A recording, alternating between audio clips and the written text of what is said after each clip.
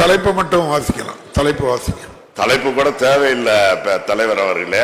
நீங்க சொன்ன நான் பிள்ளையார் சொல்லி போடுற மாதிரி ஒரே ஒரு அறிவிப்பை மட்டும் சொல்றேன். குட்.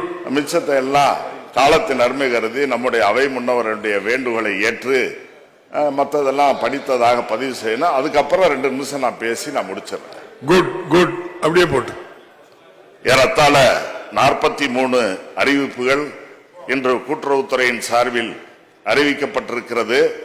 அவற்றில் ஒரு அறிவிப்பை மட்டும் நான் சொல்றேன். காலத்தின் அருமை கருதி எவ்வளவு நேரம் ஆயிடுச்சு? 30 நிமிஷம் ஆயிடுச்சா? 30 தான் நான் கேட்டது. தமிழ்நாட்டில் டைம் இருக்கு. தமிழ்நாட்டில் அனைவருக்குமான பொருளாதார வளர்ச்சிக்கு ஏதுவாக கூட்டுறவு அமைப்புகள் மூலம் 1 லட்சம் கோடி ரூபாய் கடன் உதவி வழங்கப்படும் என்ற ஒரு இலக்கை இப்பொழுது நிர்ணயித்திருக்கிறோம்.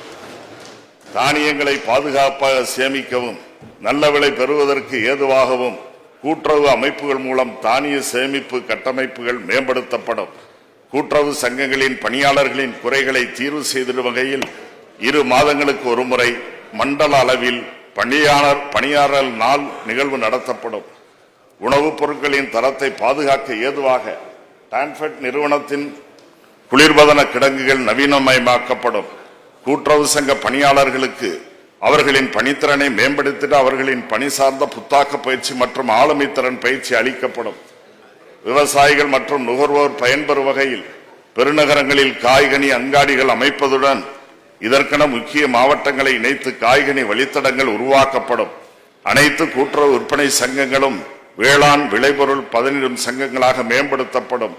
பெருகி வரும் நுகர்வு கலாச்சார தேவைக்கு ஏற்ப கூட்டுறவு சிறப்பங்காடிகள் நவீனப்படுத்தப்படும். நுகர்வோர் நலன் கருதி கூட்டுறவு சங்கங்களில் மின்னணு பண பரிவர்த்தனை சேவை விரிவுபடுத்தப்படும். பொது விநியோக திட்ட நியாய விலை கடைகளுக்கு நுகர்பொருள்களை விநியோகம் செய்வதற்கு புவியிடம் காட்டியுடன் GPS கூடிய வழித்தடம் ஈவே ஏற்படுத்தப்படும். தமிழ்நாட்டில் கூட்டுறவு தொடர்பான பணிகளை மேம்படுத்தும் வகையில் தேசிய அளவிலான கூட்டுறவு கருத்தரங்கம் நேஷனல் கோஆபரேட்டிவ் கான்ஃபரன்ஸ் நடத்தப்படும். அனைத்து கூட்டுறவு அலுவலகங்கள் மற்றும் சங்கங்களின் பணிகள் கணினிமயமாக்கப்படும்.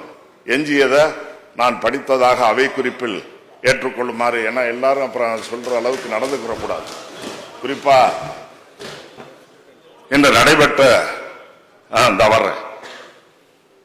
இந்த விவாதத்தில் ஏறத்தாழ 5 உறுப்பினர்கள் கலந்து கொண்டு தங்களுடைய அரிய ஆலோசனைகளை வழங்கி இருக்கிறார்கள். நாகை மாலி மாண்புமிகு உறுப்பினர் அவரையும் சேர்த்து 6 உறுப்பினர் 5+1 6 ஆக்கிடுங்க. தோழரை எப்பவும் சேர்த்துக்கிடுவோம். நம்ம இருக்கு குறிப்பாக நம்முடைய விருதுநகர் சட்டமன்ற உறுப்பினர் மாண்புமிகு ARR சீனிவாசன் அவர்கள் பேசினாங்க. அவர் பேசையில் சில ஆலோசனைகளை வழங்கினார். பல பாராட்டுகளையும் தந்திருக்கிறார். அவருக்கு நன்றி.